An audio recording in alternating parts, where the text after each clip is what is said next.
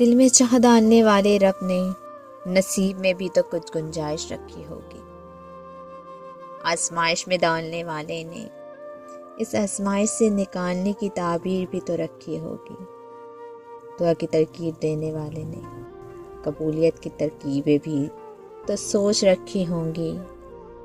وہ دیری اس لیے کر رہا ہے تاکہ تم لاڈ کرو اس سے، وہ تمہیں منانے کی توفیق دے رہا ہے اگر تو اس نے تمہاری مانی ہوگی۔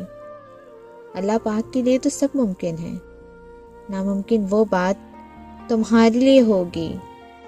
زمین کے وسیلے ناکام ہو جائیں تو عرش سے مدد آتی ہے، وہ اللہ ہے، اس نے اس مشکل میں بھی تو تمہارے لیے ہی بہتری چھپا رکھی ہوگی۔